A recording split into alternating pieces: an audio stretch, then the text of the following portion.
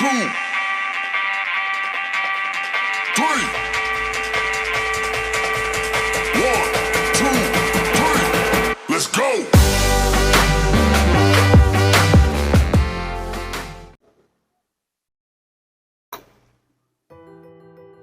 Assalamualaikum warahmatullahi wabarakatuh. Halo teman-teman semua, ketemu lagi dengan saya di Pejuang Recehan Official. Ya teman-teman, rasanya sudah lama sekali ya saya nggak ngupload video nih, sekitar 1 mingguan, dan saya nggak ketemu sama teman-teman semua. Rasanya kangen banget nih. Oh ya teman-teman, gimana kabarnya? Sehat-sehat saja kan? Semoga teman-teman semua selalu diberikan kesehatan jasmani dan rohaninya, selalu diberikan rezeki banyak, berkah dan manfaat. Ya teman-teman, di sini saya mau membahas tentang masalah usaha ya, tentang masalah usaha sembako. Itu yang saya maksud. Minggu kemarin saya membahas tentang masalah cara kita mendapatkan modal dan mempunyai keuntungan yang berlipat ganda, yaitu yang saya terapkan dan saya berikan kepada teman-teman, sistem konsinyasi. Dan alhamdulillah sangat diterima sekali sama teman-teman semua ya. Terima kasih kepada teman-teman semua yang sudah mendukung channel Pejuang Recehan ini dan yang sudah mensubscribe. Semoga kalian diberikan rezeki yang banyak, usahanya sukses selalu, dan disehatkan selalu beserta keluarga-keluarganya semua. Pokoknya doa terbaik lah buat teman-teman semua. Terima kasih banyak, terima kasih banyak. Jadi intinya dari saya tuh sudah nggak bisa diungkapkan dengan kata-kata lagi bagi teman-teman semua ya. Pokoknya doa terbaik lah. Ya teman-teman, di sini yang saya mau bahas sekarang ini pengalaman saya dalam masalah mengembangkan usaha sembako. Jadi intinya bagaimana cara kita mengembangkan usaha sembako. Karena saya berpengalaman di usaha sembako, jadi yang saya bahas itu usaha sembako, bukan jualan bakso, bukan jualan somai, ataupun jualan sendal ya. Teman-teman, ini saya lagi tulis-tulis di buku nih, karena saya orangnya pelupa ya. Apa yang mau dibahas itu suka lupa. Jadi intinya gini teman-teman, pertama-tama bagaimana cara kita mengembangkan usaha kita. Menurut pengalaman saya, intinya itu modal yang cukup. Itulah modal yang cukup. Kenapa di sini saya berbicara modal? Yang pertama yang saya bicarakan itu modal. Karena dari modal ini yang bakal menentukan harga kita jualan. Contohnya gini teman-teman, kalau kita punya modal sedikit, kita mampu beli kopi cuman 5 piece. Otomatis pembelian kita tuh sedikit, beda sama yang satu renceng isi 10. Kalau misalkan kita pembeliannya cuma 5 piece doang, kemungkinan dari toko grosir ataupun agen-agen ya, dia memberi harga kepada kita itu sekitar 1.300 ataupun 1.350 itu kemungkinan. Tapi beda halnya sama kita belanja satu renceng ataupun 2 renceng. Pasti kita dikasihnya dengan harga serenceng dong, sekitar 11.500, berarti 1.150-an kita dapat modal. Nah, itu udah sangat beda sekali harganya teman-teman. Jadi intinya modal yang cukup, karena dari modal itu kita bisa mendapatkan harga yang murah. Kalau kita kekurangan modal, gimana kita mau bisa belanja yang agak banyak sedikit kuotanya, nggak bisa bersaing karena daya belanja kita istilahnya sedikit. Jelas ya, kira-kira ya, modal yang cukup.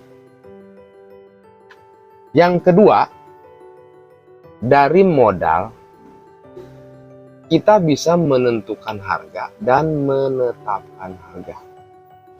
Jadi menentukan dan menetapkan itu, kalau menurut saya itu berbeda. Kalau misalkan menentukan harga, ada satu produk yang memang produk ini membutuhkan material atau membutuhkan modal lagi. Nah, di situ baru kita menentukan harga. Cara menghitungnya menentukan harga. Gitu teman-teman. Seperti kita belanja gula pasir 1 karung. Gatel. 1 karung gula 50 kilo. Bagaimana cara kita menetapkan harganya? Berarti kan ada yang namanya butuh biaya lagi teman-teman, kayak semacam plastik, terus tekor timbangan juga. Jadi belum bisa ditetapkan harga, menentukan harga dulu baru menetapkan harga. Karena ada material, ada modal lagi yang harus kita keluarkan. Plastik kita juga beli, tenaga pun juga udah pasti kita perhitungkan teman-teman. Dan belum juga tekor timbangannya. Itulah baru kita bisa menetapkan harga. Tentukan dulu, baru kita tetapkan harga. Jadi kalau misalkan harga gula 650.000, teman-teman bagi 50 kilo, di situ belum harga bersih net, karena kita mengeluarkan modal, plastik, tenaga, dan tekor timbangan. Intinya kita sebelum kita menetapkan harga, kita tentukan dulu, oh ini modal plastiknya, oh ini tekor timbangannya segini. Nah, di situ baru tetapkan harganya berapa. Kayak gitu, jelas ya teman-teman, antara menentukan harga dan menetapkan harga. Menurut saya ada sedikit perbedaan.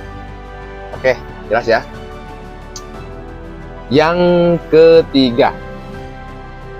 ketiga itu kita kayaknya hukumnya wajib bagi saya itu ya. Kita mencari agen ataupun distributor. Karena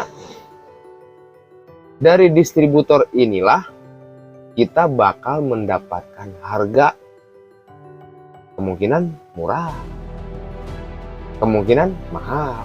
Nah, di situ kita harus bisa memilihnya.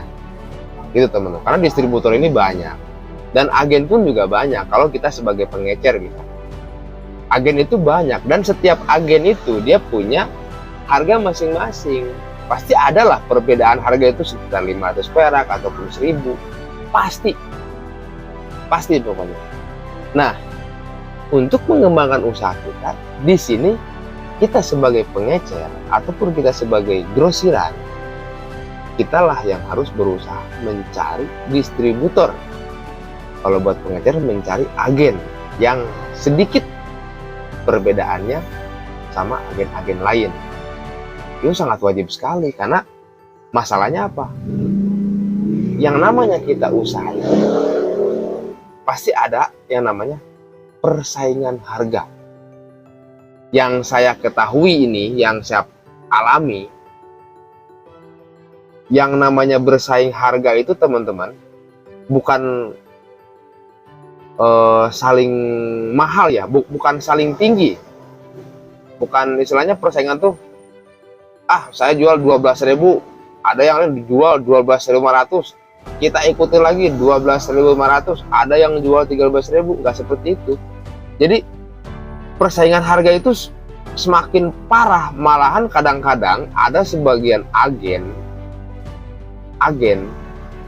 dia itu rela ngambil keuntungan yang benar-benar minimalis sekali, minim banget, pokoknya minim lah, kayak semacam gula pasir. Ini yang saya sering alami dan saya sering kontrol ya tentang masalah harga pasar. Intinya di sini kita bicara harga pasar itu bukan pasar tradisional, bukan teman-teman. Jadi harga pasaran lah. Untuk satu wilayah Depok misalkan, pasaran harga gula pasir 650.000. Itu setiap distributor pasti menjualnya sekian. Dan kita sebagai agen, harga yang ada yang harga jual 657, ada yang harga jual 660, dan ada juga harga jualnya 655, dan banyak sekali. Nah, bagi warung-warung kecil, otomatis dia mencari harga yang lebih miring, yaitu harga yang 655, 657, 660. Pasti yang dicari 655, meskipun itu selisihnya cuma 2000 perak. Padahal kalau kita berbicara tentang masalah ekonomi, dari harga modal 650.000, kita cuma punya keuntungan 5.000 perak. Kira-kira sepadan nggak ya? Kayaknya nggak sepadan. 0,01%. Minimal kita itu dapatnya 2% ataupun 3%. Nah, itulah persaingan harga seperti itu, teman-teman. Persaingan harga itu sangat ketat sekali. Saking kita pengen mendapatkan langganan, pengen mendapatkan konsumen, jadi cara jualnya itu benar-benar langsung duk. Meskipun keuntungannya 5.000, gak jadi masalah. Yang penting konsumen ada yang beli dan penjualannya cepat. Inilah jualan sembako itu seperti kayak ini, teman-teman. Persaingannya sangat ketat sekali. Itu yang saya alami. Nah, disitulah kita harus kembali ke modal ya. Modal yang cukup. Nah, itulah teman-teman. Makanya saya berbicara tentang masalah mengembangkan usaha. Jadi intinya kita wajib mencari distributor, agen yang lebih miring supaya kita bisa bersaing harga dengan warung-warung lain. Itu secara kita bersaing sehat. Itu teman-teman. Yang ketiga, tadi yang kedua ya, sekarang yang ketiga. Kalau yang ketiga, secara pengalaman saya, pelayanan yang kalau menurut saya itu semaksimal mungkin pelayanan kita tuh harus bagus terhadap konsumen kita. Itu karena awalnya dari konsumen dan selanjutnya akan jadi langganan, gitu teman-teman. Jadi konsumen dan langganan itu berbeda. Itu menurut saya. Konsumen itu umum, siapa aja yang datang ke warung itu konsumen. Tapi kalau misalkan langganan, dia selalu belanja ke toko kita sesering mungkin setiap hari, mungkin 3 hari sekali, mungkin seminggu sekali, tapi dia tetap belanja ke kita. Nah, itulah langganan disebutnya. Kalau yang namanya konsumen, kita orangnya nggak tahu, kita orangnya nggak kenal, tapi dia ke warung belanja kita, itulah konsumen.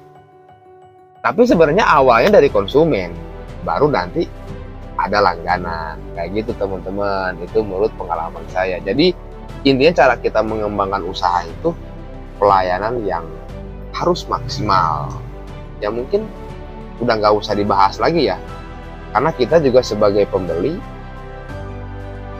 ketika kita belanja, kita maunya tuh disapa, hai, ataupun iya belanja apa, ya mau cari apa, dengan wajah yang senyum gitu kan.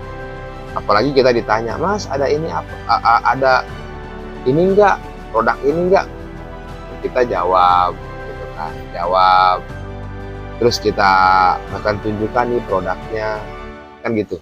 Kalau misalkan kita ditanya sama konsumen terus kita diem aja, wajah dengan cemberut karena kita banyak masalah, dan kayak gitu juga sebenarnya di warung itu enggak. Meskipun kita banyak masalah, meskipun kita banyak problem dalam masalah hidup, ketika kita di warung, ketika kita di toko, tolonglah itu jangan dibawa-bawa, karena kita itu bisa punya penghasilan itu dari sini, dari warung, dari toko, gitu teman-teman. Kira-kira seperti itu ya, jelas ya. Yang pertama modal yang cukup, yang kedua menentukan harga dan menetapkan harga, dan yang ketiga pelayanan terhadap konsumen ataupun pelanggan. Yang keempat, menjaga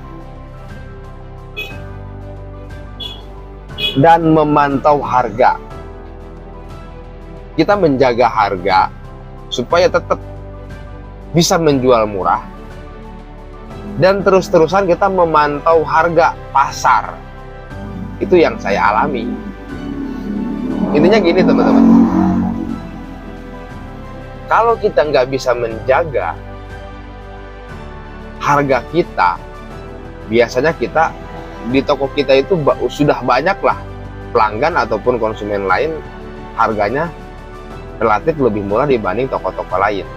Kalau kita nggak bisa menjaga itu, mungkin secara tidak langsung konsumen itu akan berangsur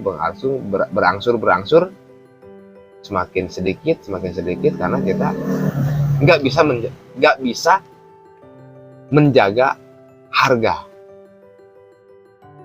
Oke, dari kita bisa menjaga harga berarti kita harus memantau harga produk. Jadi memantau harga produk itu kayak gini teman-teman. Misalkan harga pasar itu misalkan harga terigu, karena terigu bulan ini mantap sekali harganya teman-teman, mantap banget, naik terus. Misalkan harga terigu nih teman-teman, kalau kita nggak bisa memantau harga di toko, di distributor itu berapa, harga di agen itu berapa, harga di agen sana berapa.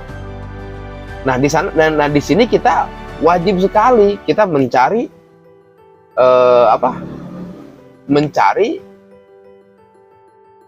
harga yang relatif lebih murah dibanding toko-toko lain. Pasti kalau yang namanya gini teman-teman, kalau kita sudah lama jualan, sudah bergelut di dunia perdagangan seperti ini, kenalan kita tuh banyak banget. Kita mau yang penting cuan itu ada, yang penting modal itu ada. Banyak sekali kalau kita mau berbicara masalah hal itu. Di sana harga sekian, di sini harga sekian, dan selalu menawarkan harga itu setiap hari udah pasti. Makanya di sini kita yang saya bicarakan dari awal itu cuan yang bisa menentukan harga, cuan yang bisa menetapkan harga, cuan yang bisa membangun usaha kita lebih maju lagi. Gitu teman-teman. Jadi intinya duit, intinya modal. Ya, begitulah kira-kira ya. Kira-kira jelas apa enggak ya? Oke lah.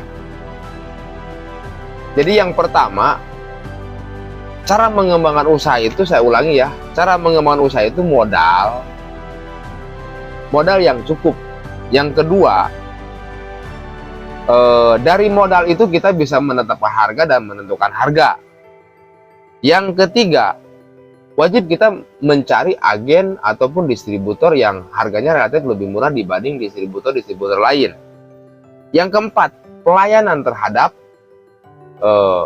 konsumen dan pelanggan kita. Yang kelima, menjaga dan memantau harga pasar agar kita selalu bisa menjual produk di bawah harga pasar.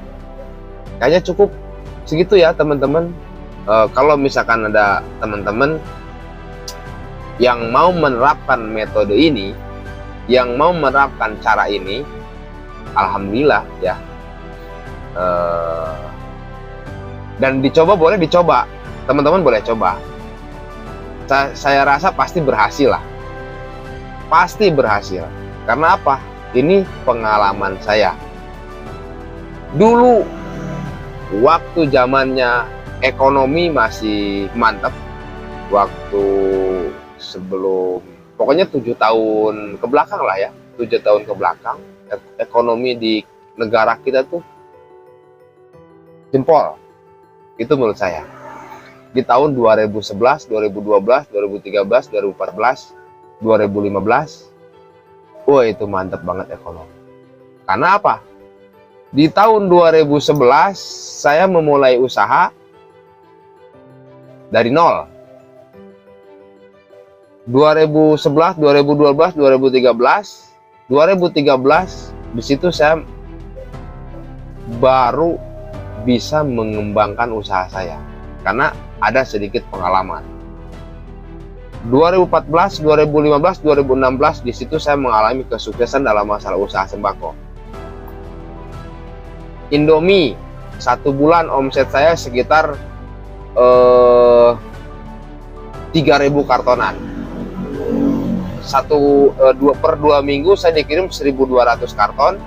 Berarti kalau misalkan 1 bulan itu 2.400,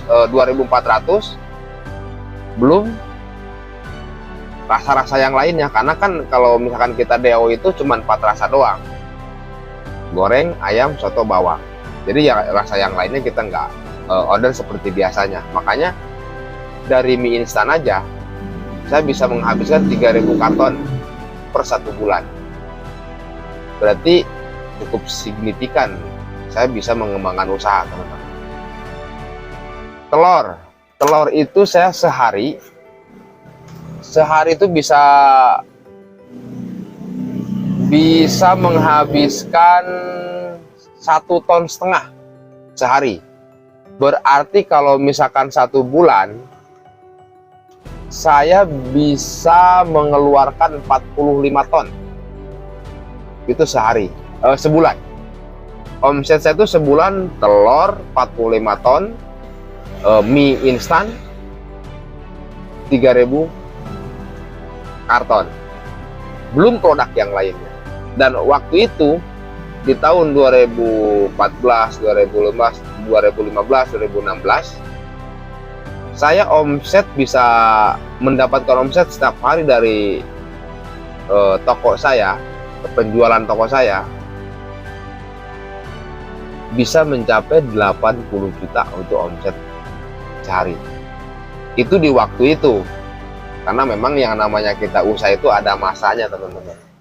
Kita ada masanya. Dan waktu itu kebetulan saya masih karyawan. Jadi begini, bukan karyawan, bisa dibilang karyawan, teman-teman. Waktu itu saya dikasih kepercayaan sama bos. Saya dikasih modal, intinya. Dikasih modal dan disuruh usaha sembako. Waktu itu pertama saya dikasih modal cuma 20 juta, dan karena saya bisa mengembangkan usaha itu, saya minta nambah modal lagi. Akhirnya saya dikasih modal mencapai 198 juta mentok terakhir. Jadi dari situ itu bos sangat istilahnya membanggakan saya lah istilahnya, karena saya bisa mengelola usaha dalam skala besar. Seperti itu, teman-teman. Di situ tuh baru. Tapi kita di waktu itu tetap karyawan, sebagai pengelola saya tuh waktu itu. Nah, pas begitu rame-rame pergantian kepemimpinan kita, nah itu baru berangsur-angsur ekonomi kita itu jeblok. Nah, itu teman-teman. Turun drastis, akhirnya saya angkat tangan dan saya menyerahkan usaha ini kepada bos saya. Karena apa? Karena bos saya itu dia seolah-olah tidak terima ketika istilahnya kita punya penghasilan sedikit, dan dia itu selalu ingin punya penghasilan yang maksimal. Bukan berarti saya nggak bisa, teman-teman, istilahnya menjual punya omset yang gede, karena memang merata. Ekonomi lagi jeblok, semua pengusaha memang merata. Ada yang bangkrut malahan, teman-teman kita itu. Gitu, teman-teman. Nah, setelah itu cukup lumayan lah jarak waktunya. Akhirnya saya serahkan usaha ini kepada bos saya, dan bos saya nggak mau, karena nggak bisa mengelolanya dan memang bukan keahliannya dia, gitu kan. Akhirnya usaha ini diserahkanlah kepada saya sampai saat ini. Jadi intinya, teman-teman, di sini saya memegang usaha ini udah istilahnya udah hak pribadi lah, usaha ini udah hak paten milik pribadi baru 3 tahun. Baru 3 tahun, dan itu tanpa modal sama sekali. Intinya tanpa modal tuh gini teman-teman. Waktu itu saya harus mengembalikan uang 135 juta. Dan yang namanya kita sebagai karyawan, saya nggak bisa istilahnya mengembalikan uang modal itu. Dari mana? Toh kita gaji juga setiap bulan juga habis, kadang ada sisa, kadang enggak. Akhirnya saya mentok pinjam ke bank, karena seolah-olah sayang sekali usaha ini udah kita istilahnya belasan tahun udah kita pegang, udah berasa hak milik sendiri istilahnya. Kita lepas begitu saja, apalagi dijual ke orang lain. Akhirnya saya berupaya, saya meminjam ke bank, dan saya bisa mendapatkan uang dari bank itu 185 juta pinjam. Intinya memberanikan diri teman-teman. Sebenarnya kalau untuk berbicara masalah hal bagaimana saya bisa nyetorinnya dengan usaha seperti ini, kan gitu istilahnya. Tapi saya berani, saya yakin saya bisa mengembangkan usaha ini lagi kalau seandainya ekonomi bisa kembali. Jadi keterpurukan dalam masalah usaha itu sangat, yang saya rasain nih teman-teman sampai saat ini ya, cukup lumayan lah. Jadi di sini saya baru 3 tahun nih pegang usaha tanpa modal. 185 juta saya kembalikan modal 135 juta, dan saya cuman pegang modal itu 30 juta. 30 juta modal buat apa teman-teman? Kalau kita sistemnya di sini semi grosir, kayaknya bener-bener, waduh, kita yang dulunya sebagai raja di sini tuh sebagai bapak toko, dan kita harus turun langsung jeblok jadi anak. Bayangkan coba sama teman-teman semua. Dari situ baru saya berpikir bagaimana cara usaha saya, bagaimana lepotan saya ngomong, bagaimana saya kembali lagi ke seperti semula. Ya udah 3 tahun ini, 3 tahun itu kenapa 3 tahun saya masih belum juga kembali ke seperti semula. Pertama penyakit, halangannya ya gitulah teman-teman. Yang kedua memang ekonomi masih jelek, masih gak stabil istilahnya lah ya, kayak gitu teman-teman. Jadi saya di sini usaha tanpa modal sekali. Jadi 90% produk yang saya jual itu milik perusahaan besar, milik perusahaan orang lain. Karena yang saya tanamkan di sini usaha itu jujur, ulet, dan tidak neko-neko. Jadi ketika kita berhadapan sama pengusaha-pengusaha besar, kita berbicara apa adanya. Dan alhamdulillah mereka bisa bantu saya, karena memang saya di sini sebagai istilahnya pelanggan dia istilahnya, dan pelanggan dia itu, dan memang lagi benar-benar membutuhkan dalam masalah modal. Akhirnya mereka bisa bantu saya seperti itu teman-teman. Jadi intinya kita usaha tuh jangan yang namanya apa ya, susah saya ngomongnya teman-teman. Jangan, kalau mengeluh itu sifat wajar, manusiawi, mengeluh tuh manusiawi. Cuman masalah jangan sampai kita kalau kita sudah terpuruk ya sudah terpuruk, jangan. Tetap kita harus ada wajib semangat dalam diri kita tuh, caranya untuk mengembangkan usaha itu seperti apa. Masalahnya apa? Kita harus selalu berpikir bagaimana caranya seperti itulah kira-kira. Terlalu panjang kayaknya saya bikin video nih teman-teman, takutnya teman-teman bosan mendengarkan omongan saya, mendengarkan cerita saya. Jadi cukup segitu aja ceritanya dan berbagi pengalamannya sama teman-teman. Semoga video ini bermanfaat buat teman-teman semua yang ingin mengembangkan usaha sembakonya. Dan bagi teman-teman semua yang sudah subscribe ke channel Pejuang Recehan ini, terima kasih banyak. Saya udah nggak bisa berkata apa-apa lagi kepada teman-teman. Doa terbaik buat teman-teman semua yang sudah subscribe video channel Pejuang Recehan ini.